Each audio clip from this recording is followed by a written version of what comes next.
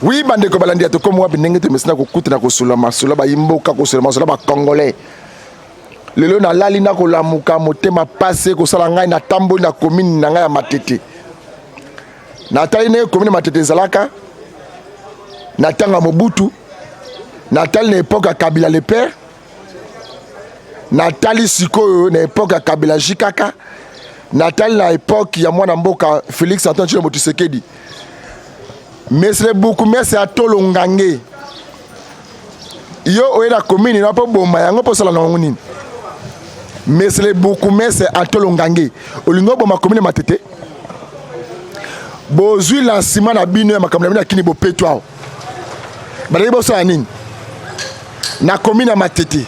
Olegi koko Matete monument na biso oyo sundoli po yebi petite na ngote. O commune na ropa kitsaku wana. Bate panneau so ya directeur de cabinet ya gouverneur azo souhaiter so makamba kini bo peto na bino wana. Tala siko mupanzi wana. Wana ze commune ni kini bo soto nini. Nana te full place wana. Depuis ka full la place wana ba ko teka mabalewa, ba ko teka biloko ba ko lela kitsaku. Yo tourisme doit ta full place wana et puis ba ko tala boy. Full c'est combien de jours? Olingi ba ku fa na ba typhoïde to ebolé bo ta place wana. Et puis là-bas, dans ma tête, on est britannique. Bon, et puis, tina nini va pesa rabino, on est britannique. Bana kitsaku mpudi, mutoto. Bon, et puis, tina nini va pesa rabino, comme on est britannique. Top tina nini va on est britannique, même ne va poto. Bon, et puis, on est britannique. Beaucoup plus il faut sentir, voilà ma tête. Beaucoup mieux sentir l'ongangé, il faut sentir, voilà ma tête. Alors, on s'est bien fou dans le quartier. Il y a autant de jeep. La malili a mati ba vite solo mo ko na jeep nezate awuti awa chez so na bandal so na ngiringi akele ko sala musala na commune Matete atiki ba fulu bana Matete ba kufa na salte na solo bande ko na commune kaka ya Matete wana na quartier Kinzazi bande ko ya régie des eaux il faut pas yoka sonner ba ministre énergie bo otela kabiso mbula sane 30 na poto ayako za ministre énergie na mboka Congo azata na maîtrise moko te ya Congo atika Congo kala Karacha Kinzazi na commune Matete. Na biboya 3 mois mais la raté. Batu ba vivaka. Et puis combien de personnes dans la quartier wana? Yango député ngobe provincial ya Matete. Comment les nani? Bana Matete. Mouté bo vota député provincial na bino. Comment les aranani? Na barata comment na été? To sala balade parce que combat député na bino ya Matete wana. Po makamoko le kana commune Matete wana sala kana passe na motema. On dirait ma tête dans la députée provinciale. Donc, qui c'est qui biloko bi vota. On va voter moto à Yebani, boyebi tatona maman na boyebi pa na bango, bozo ko voter bandeke. Bon moi ndeba ko pumbwe. Député provincial ma tête dans la cap. Moussa ni salaka. Ma tête ko pola na solo Kinsaku na bibo ya fulu na kata wenze. Solo kini bo soto. Kini bo peto ba la biso wa nanto moni ata moto ata mobilette. Na le gars qui n'est pas peut-être zaté donc qui n'est pas peut-être zaté na ibo ata fourchette qui n'est pas peut-être zaté bon là on lance biso na kada loyenge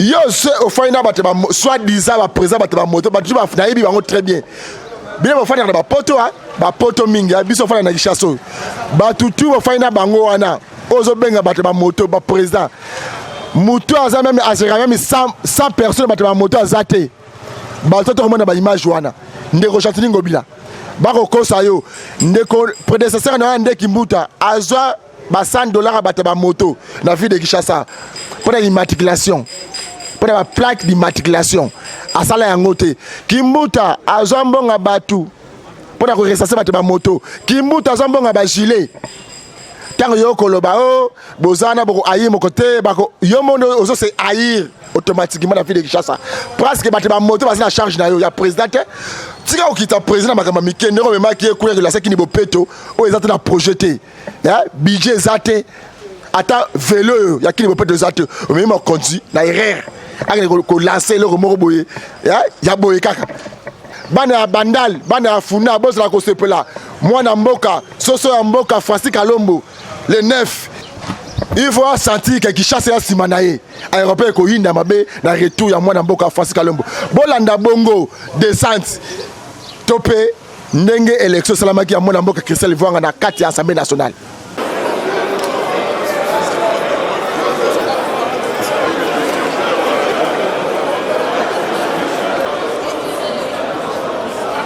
Il y a droit droits humains ou droits de l'homme. Donc, électeur n'a pas ébi que tant que ya kiawa na initiara ba créer commission ana po ezala raté et puis na salara ba tourner na TV pour nous expliquer le bien fondé commission ane osala nini ti lelo ba vota ki yango na Assemblée nationale et lelo baninga ba votenga comme présidente de l'Assemblée nationale et à commission ya droits humains. Ce qui est là qui est le peut-être les catés à niveau plénière, le quoi déjà les kaki et le quoi va comprendre que il fallait biso à la liboso, le quoi biso va visionnaire na bongo. Je pense que aussi biso to c'est considéré comme une nouvelle classe politique, une nouvelle génération et bateau baye. Alors tout nous apporter et le quoi sika yango wana nga lobaki que to bongisa Congo té tant que to bongisi congolais. Il faut non congolais yemu kwa za la robonga. Azala sûr qu'azana mboka na ye à se sentir à l'aise par rapport à ba droit na ba devoir na ye, c'est en ce moment-là que toko okanisa ba maramsusu. Alors ça sera un travail certes et ça travail moko à makasi. En tout cas travail moko ya terrain, déjà nga naza muta terrain makasi na rythme de travail nanga na expérience ya ba membre à commission, c'est quand même 50 parlementaires et ça m'inquiétait. Parlementaire msou bazana basala déjà 3 législatures bamsusu 2 bamsusu pe mbala liboso mais to simba na maboko po eza commission assemblée nationale to simbani na maboko to apporter oyo to lakaki na ba électeur na biso donc to bana sa campagne liboso ba électeur to loba na bango eloko moko que to zawana pona bino et to zawana pona bino esilate et vous a manifesté par commission na biso. Oui, bande ko balandi to komba biboinde ezalaka bomone sengote honorable o ala la rapongita kombaka génération asika o biso to kolanda sima to ko la pongita to ko sa banderole te. Oh, je remercie te mutu esala a récupérer commission présidente yo bana depuis 2006 au salara ko salara nini bolanda pesiko descente ya honorable Kisel Vwanga na chango na ba scouter chango basaki carnaval marche na bango a se communier na bango ko solola Elia ya fune bana chango ba bengisi pour nini asa akoma ngala commissaire Elia Congo femme de fer honorable Kisel Vwanga na chango Masina.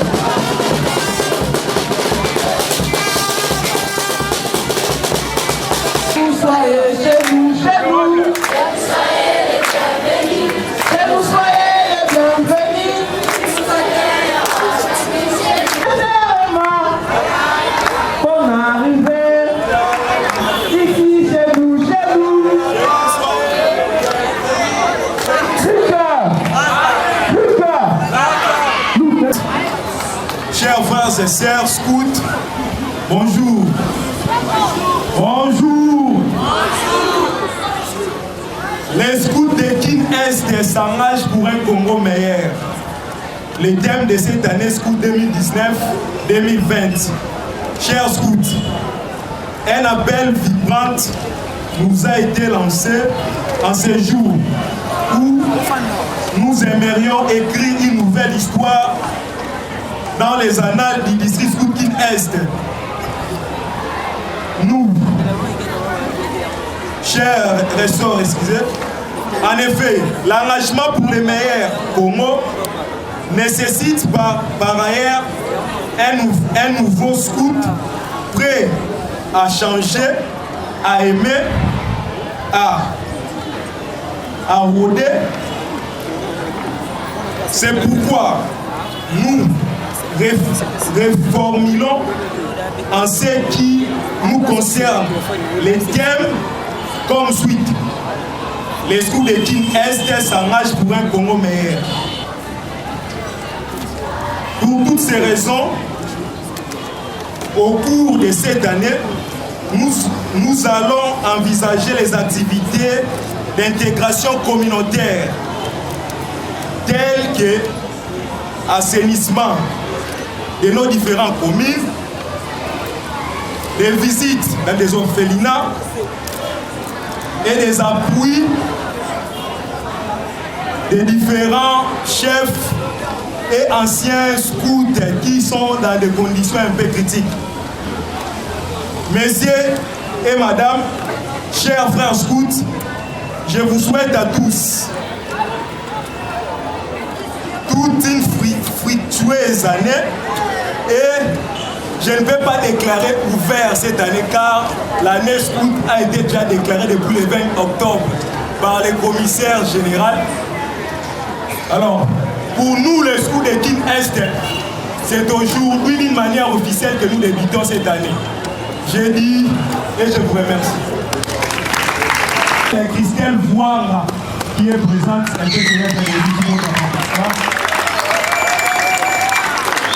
membre du groupe, membre d'honneur du groupe Scout Sainte-Agnès.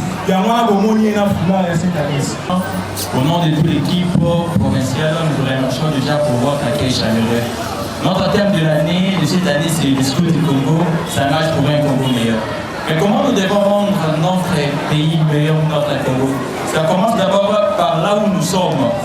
Là où nous sommes, notre milieu au moins, nos groupes. Si vous comprenez bien, il y a une opération qui a été lancée déjà par le gouverneur de la ville, l'opération Kinbobeto. C'est par rapport de ça aussi qui peut rendre notre Congo aussi meilleur. Donc, le thème de cette année, ça concorde déjà avec cette opération-là. Donc, on vous envoie déjà, vous tous, à commencer déjà à rendre notre pays meilleur, à rendre même là où nous sommes meilleurs. Donc, encore au nom de l'équipe provinciale, au nom de l'équipe provinciale ou du commissaire provincial à intérim, je remercie d'abord l'équipe des districts pour leurs accueils et votre accueil au moins. Merci. Scouts na pesi bino mbote ya na mope na zaki scouts na kima te mais tande esala mwa kokoso mais tant na zaki scouts na éviter chef animation ni nani na éviter to bandel ko e matse moment na éviter so bino boye yango bien za trop kala pour ça fait longtemps na yemba bon to sala boye na no loba et non na no loba bino ba do so saka bon, Tomeka, Bamoukina, voilà, on continue en Kabou. Bamoukina, Bascoute, Malingi, Malo, Bamoukina. Ah, merci beaucoup. Mais là, on a un Sabino, Scout Hazard modèle, Scout Hazard exemplaire. Scout aza mutu na quartier ba parents nyonso balinga mwana zala lokwa ye. Alors message na ngai ezala mukuse mais ezala profond. Na sengi na bino bozala lumière place bozali bozala mwinga na ba quartier na biso. Bopesa exemple pour ba parents nyonso batinda bana bango baya ko adhérer na mouvement oyo. peut-être bozo c'est sous-estimé. Mais les mouvements scouts aux États-Unis, ceux qui va scouts ma présidente. Donc les mouvements sont très efficaces dans ma peut-être que nous avons soumis les lobbies sont au petit place pour la décision et nous avons promettre bino. Na kopé sa temps nanga, na kopé sa énergie nanga pour tout c'est que le mouvement le mouvement scout et soit kata les fisc et logo de la part ya l'état na biso.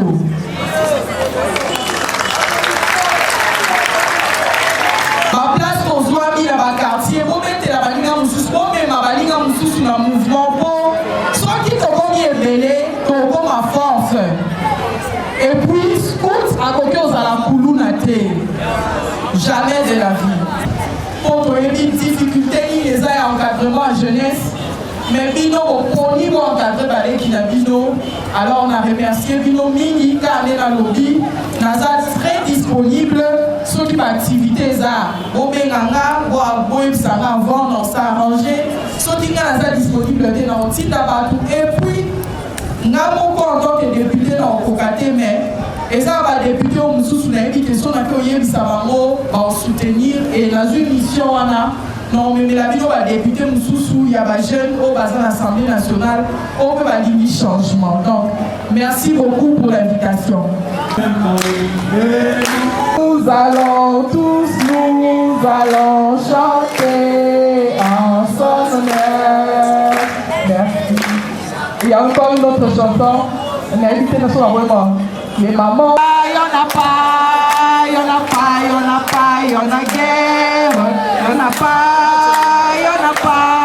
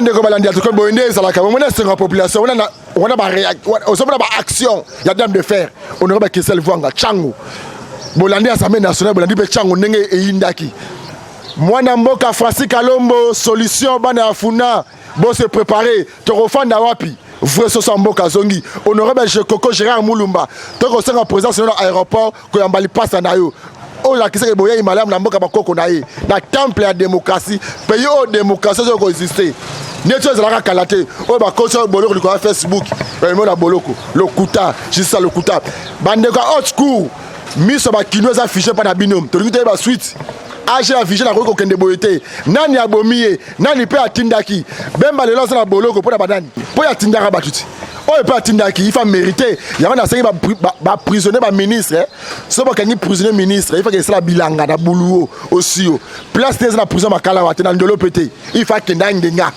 place ndo tinda batu bakuna cravate wana pour la lelo de sugina nu awa mais Gentili Ngobila beaucoup merci na matete akele la foule na tikuna na Kinsaku foule na tikuna na Kinsaku comme si matete ba soto foule weza kuna commune na Kinsaku pudi Kinsaku kene ko la foule na otiki kuna beaucoup merci ngiri lokola appelle na comprendre te yo moko ka Gentili Ngobila okone ba beaucoup merci na loyenge arrêter yango pe ministre intérieur ko boya yango ba beaucoup merci yango ba ko sa yote kini bo peto tamboya ba community na ba mbango le graso ba ngani to ebité tika de kimi ya nzambe eza na maboti na bino nde tukute mko malopi